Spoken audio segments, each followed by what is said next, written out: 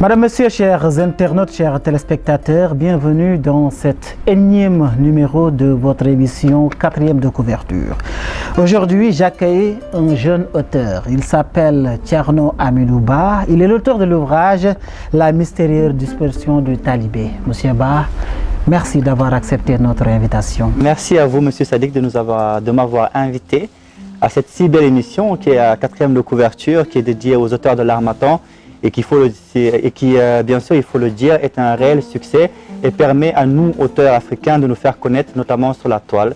Donc, comme on dit, il faut rendre à César ce qui est à César. Je vous remercie, M. Sadiq, de m'avoir invité. Merci beaucoup, M. Ba. Toujours égal à lui-même. Je rappelle également que cette émission, en tout cas, c'est un espace de promotion et de vulgarisation des ouvrages édités par l'Harmattan Sénégal. La mystérieuse disparition du talibé. Quand on parle de disparition du talibé, vous avez fait une prémonition, parce que cet ouvrage, je le rappelle, a été écrit il y a de cela 6, 7, 8 mois, mais il a été édité récemment. Aujourd'hui, nous voyons ce qui se passe dans nos pays au Sénégal. Comment est née cette inspiration chez vous de pouvoir écrire un tel chef-d'œuvre? Tout d'abord, je pense que le problème auquel j'essaie de décrire à travers ce roman existait bien avant cette publication officielle. C'est-à-dire qu'elle a toujours existé, les talibés sont là et font partie de notre vie commune depuis bien longtemps. Mais c'est vrai qu'avant, on n'y prêtait peut-être pas attention, on ne se tournait pas réellement vers le problème. Maintenant, c'est de plus en plus le cas. Donc, je ne parlerai pas de prémonition, mais que ça tombait à pic finalement. C'est tombé à pic. Au moment où je l'écrivais, juste quelques mois après, il y a eu, je pense, un petit scandale ou quelque chose comme ça qui a mis le problème devant le grand public. Et je pense que c'est pour ça qu'on parle de prémonition. On parle de prémonition, vous l'avez dit, je vais juste lire la 4e de couverture pour les internautes et téléspectateurs qui nous suivent. Thierno, jeune talibé, décide de découvrir le secret que cache la mystérieuse disparition de son ami Tanou. Talibé comme lui, armé de courage et de ruse, il joue au détective jusqu'au jour où un concours de circonstances le conduit à un homme qui deviendra son mentor, Monsieur Leblanc. Concernés tous les deux par les disparitions étranges de jeunes talibés, ils décident de travailler ensemble pour percer ce mystère. Ils font alors une découverte accablante qui ne peut laisser personne indifférent. Ce mystère, nous avons vu que les talibés vivent de manière extrêmement difficile. Vous, quelle appréciation faites-vous du milieu de vie des talibés que je rappelle que vous avez décrit de manière exceptionnelle dans cet ouvrage? Écoutez, très sincèrement, je pense que c'est difficile de ne pas être affecté par ces conditions de vie qu'ont à supporter ces jeunes enfants qui sont soumis de façon très précoce aux difficultés de la vie, à la dure réalité de quémander, de mendier. Ce n'est pas facile. Donc c'est vrai que je suis de très près touché et affecté par cette condition de vie. Et ça m'a toujours donné l'envie d'écrire dessus. Et lorsque j'ai achevé cet ouvrage, je me sentais vraiment soulagé. C'est vrai qu'on ne peut pas régler personnellement tous les problèmes du monde, surtout celui des talibés qui est assez lourd. Mais je me suis senti quelque part soulagé et un peu fier d'avoir apporté un petit édifice à ce que le monde entier sache exactement ce que supportent ces jeunes dans la rue. Nous avons vu, parce que je l'ai dit dans l'ouvrage, je vais juste commencer par peut-être le chapitre 1. Vous avez une capacité de description exceptionnelle. Quel est votre niveau de formation, votre parcours académique? Écoutez, c'est là où repose tout le paradoxe, parce que je suis économiste de formation, donc je suis titulaire d'un Master 1 en économie. Et les gens me demandent souvent comment tu as fait de dériver entre les chiffres et les lettres. Mais l'histoire, c'est que j'ai toujours été un amoureux, comme je dis, de la littérature, notamment de la poésie. Donc j'ai toujours baigné dedans. Et donc écrire des romans, c'est avéré par la suite être quelque chose de tout à fait naturel. C'est tout à fait naturel, puisque dans cet ouvrage, nous sentons nettement qu'il y a une certaine, en tout cas un certain niveau. Je ne dirais pas don, puisque le don n'est qu'une maquette, selon un auteur de l'Harmattan Sénégal, Moustapha Diop, qu'il faudrait rendre beaucoup plus visible à travers la volonté. Nous avons vu que vous avez abordé plusieurs thèmes. La pauvreté, la cupidité, le pécule, les sacrifices. Pourquoi vous avez choisi dans cet ouvrage d'aborder ces thèmes? Écoutez, la pauvreté, ça semble évident. Nous sommes surtout quand on parle de talibés. Exactement, surtout quand on parle de talibés, qui sont ces jeunes enfants qui mendient tous les jours dehors. Donc la pauvreté était l'un des sujets clés, si vous voulez, notamment c'est ce côté très analphabétisme qui règne aujourd'hui dans certains pays d'Afrique. En ce qui concerne les sacrifices, je pense que c'est d'actualité, ça l'a toujours un peu été, notamment avec cette cupidité de l'homme qui est toujours avide de pouvoir et d'argent. On entend souvent parler de ces enfants qui sont kidnappés pour des sacrifices rituels dans le but d'obtenir de l'argent. Donc en fait c'est quelqu'un qui m'a, je me rappelle il y a cela peut-être un an et demi, qui m'a raconté une histoire qui était assez émouvante, qui tournait autour d'un talibé qui avait disparu et puis qu'on n'avait jamais retrouvé. Et bon, à partir de là, de gauche à droite, avec quelques petites recherches, j'ai inventé cette histoire un peu de disparition qui s'est terminée par, je vous laisse découvrir la suite. En effet, quand on parle de talibé, il y a une certaine innocence chez l'enfant. Quand on lit l'ouvrage, le jeune Thierno qui est le personnage principal, votre héros, avec toute son innocence, armé de sa volonté, il a su percer ce mystère en compagnie de Monsieur Leblanc. Comment voyez-vous aujourd'hui le viol même que subit l'enfant, parce que je dis aujourd'hui que les enfants subissent une certaine violation de leur innocence, car l'enfant, quoi qu'on puisse dire de lui, a besoin d'être innocent, d'être autonome dans sa façon de faire et d'être. Aujourd'hui, les enfants vivent une psychose. Vous, en tant qu'auteur, qui avez essayé d'écrire un tel ouvrage, comment voyez-vous cette situation? Écoutez, très sincèrement, j'aimerais revenir sur un détail important que vous avez spécifié, qui était celui de mon héros, qui s'appelait Thierno, comme je l'ai dit, Thierno qui est ce nom un peu peul. Et je voulais vraiment mettre aussi le doigt sur le fait que, comme je l'ai toujours dit, que les talibés n'étaient pas forcément sénégalais, comme on a tendance à le croire, mais qui venaient aussi d'autres pays voisins, frontaliers. Et dans ce cas-là, mon héros venait de la Guinée, parce qu'il parle peul, Pulaar. Et donc, je voulais mettre un peu l'index dessus pour montrer que c'est un peu une misère africaine aujourd'hui qu'on décrit et qu'on constate ici au Sénégal, mais qu'il ne faut surtout pas oublier que ça doit être, si vous voulez, un jeu de force commun pour essayer de régler ce problème. Alors, nous avons vu que le jeune Thierno a essayé de voir qu'est-ce qui s'est passé réellement, parce que sur la route de Mermoz, il a vu un accident et on a dit qu'un jeune talibé a été tué. 48 heures avant, il n'avait pas vu son ami Tanou. Il fait des recherches et va même jusqu'à rencontrer le commissaire de police pour voir réellement ce qui s'est passé. Pouvez-vous revenir sur cette scène? En fait, vous savez, c'est extrêmement marrant parce que j'ai une lectrice qui est d'origine française, ça m'a d'ailleurs très étonné, qui a lu l'ouvrage en une journée après me l'avoir acheté, qui m'a appelé, qui m'a dit, écoutez, j'ai lu votre ouvrage, il était super bien intéressant, mais je trouve dommage que ça soit un Français qui vienne sauver, en fait, qui soit un peu le héros dans l'histoire et qui vient sauver le petit Thierno. J'ai fait, écoutez, c'est vrai, ça aurait pu être un Africain, mais il faut se rendre à l'évidence des choses. La plupart des ONG aujourd'hui qui œuvrent en Afrique sont très souvent de nature occidentale et étrangère.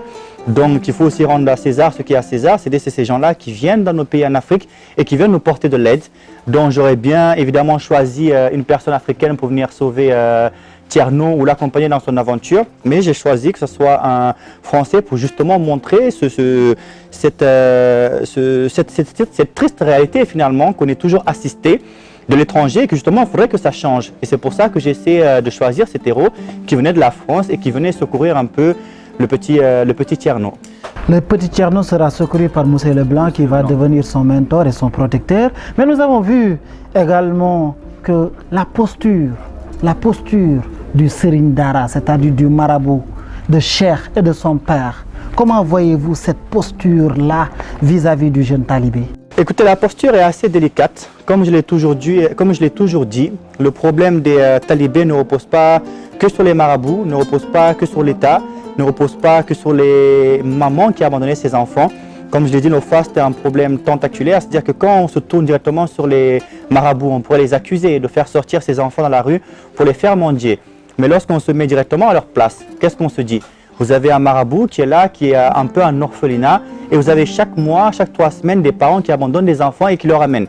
Nous avons des enfants immigrés qui quittent la Guinée, le Mali ou d'autres pays qui viennent et qui s'abandonnent à ces marabouts. Donc à un moment donné, le marabout n'a plus assez de moyens pour nourrir tout le monde et il n'a pas d'autre choix que d'envoyer ses enfants dehors mendier. Et lorsqu'on se tourne, comme je l'ai dit la dernière fois aussi, à l'État, on se dit que l'État est un peu inactif. Non, parce qu'aujourd'hui, comme je l'ai dit la dernière fois, on est très content d'habiter dans un pays comme le Sénégal. Moi, je suis très ravi. On a l'électricité, l'eau, de belles routes, de belles constructions. Donc, on ne peut pas s'attendre à ce que l'État résout tous les problèmes qu'il y a au Sénégal. Donc, là aussi, ça devient un peu compliqué. Et lorsqu'on se tourne vers ces mamans qui abandonnent ses enfants, là aussi on se dit c'est cruel pour une maman qui abandonne son enfant à un très jeune âge. Mais lorsqu'on réfléchit, il y a une certaine pauvreté qui sévit et qu'il faut dépeindre. Donc ces enfants, ces mamans-là, lorsqu'elles ont 2, 3, 4 enfants et qu'elles ne peuvent plus les nourrir, elles font quoi? Elles rendent l'enfant au bon Dieu. Oui, malheureusement. Malheureusement, c'est ça ce qui se passe. Donc le problème du talibé, il ne faut pas pointer quelqu'un du doigt en disant que c'est lui qui est responsable. Le problème est très multidimensionnel, très tentaculaire. Donc il faut plus se tourner sur les solutions que d'où exactement vient le problème parce que on en finit. Vous avez parlé de solutions, nous allons y revenir tout à l'heure, mais chers téléspectateurs, je rappelle juste que nous sommes avec Aminou Ba, auteur de l'ouvrage La mystérieuse disparition du talibé. Je rappelle également que cet ouvrage existe en format audio, c'est-à-dire e-book. Vous pouvez l'avoir également ici à l'Harmattan Sénégal ou bien à contacter l'auteur. Pourquoi vous avez choisi de faire de cet ouvrage ce format e-book? Écoutez, pour une fois, j'adore l'innovation. Bien évidemment, je n'ai pas innové dans ce sens-là parce que le audiobook existe en Europe, existe en Angleterre, aux États-Unis, mais pas encore en Afrique. Donc j'ai voulu être un peu le premier à pouvoir faire cet audiobook que je trouve être très moderne et très innovateur. Parce qu'en Afrique, ce n'est pas tout le monde avec ce problème analphabétique qui se pose, qui peut ouvrir un livre et qui le lit. Notamment avec le prix parfois qui est excessivement cher. Donc proposer un livre sous forme audio qui coûte, comme vous l'avez vu, beaucoup moins cher que le roman, peut être une possibilité, une facilité un peu à ceux qui n'ont pas l'accès au bouquin de pouvoir lire le livre, l'écouter du moins à travers le audio. Quel sentiment avez-vous en tant que jeune auteur pour la première fois d'écrire un tel ouvrage, publier l'ouvrage et sentir réellement que cette œuvre est en train de faire un succès? Écoutez, c'est une très grande fierté. C'est un très grand achèvement parce que ça fait longtemps que je suis dans l'écriture, que j'ai envie d'écrire. Ce n'est pas le premier roman auquel je m'aventure. Donc là, en avoir un qui est publié par l'Harmattan Sénégal, qui est une très grande maison d'édition, on le voit bien autour de nous, c'est rempli d'ouvrages. Donc c'est une énorme fierté pour moi et content. Je suis réellement très content et je tiens à remercier d'ailleurs particulièrement le docteur Diallo qui est le directeur de l'Harmattan Sénégal et toute l'équipe en fait de l'Harmattan, que ce soit ici ou à l'étranger, parce que c'est vraiment faire confiance à l'auteur et c'est très gratifiant. Merci beaucoup chers internautes. Je rappelle également, puisque M.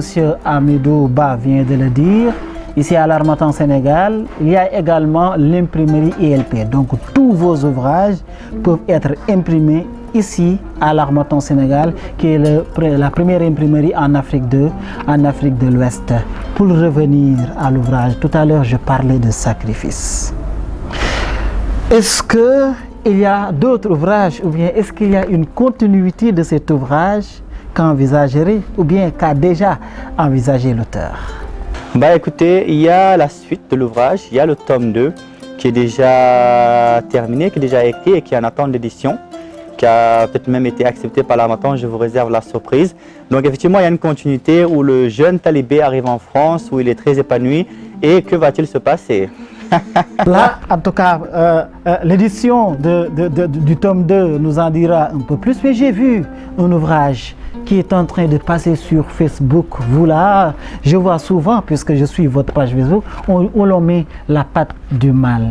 De quoi s'agit-il réellement? Écoutez, La Patte du Mal, contrairement à ce que l'on croit, c'est le roman qui m'a fait connaître devant le grand public. C'est-à-dire qu'avant que ce roman-là ne soit édité, même si je savais qu'il allait l'être, j'avais entre-temps déjà écrit notre roman sous forme de chronique que j'ai mis sur la toile, sous forme de chapitres. Donc chaque jour, je proposais un chapitre. Donc j'ai à peu près 2500 personnes qui m'ont suivi sur un mois et qui attendaient chaque jour la publication du nouveau chapitre.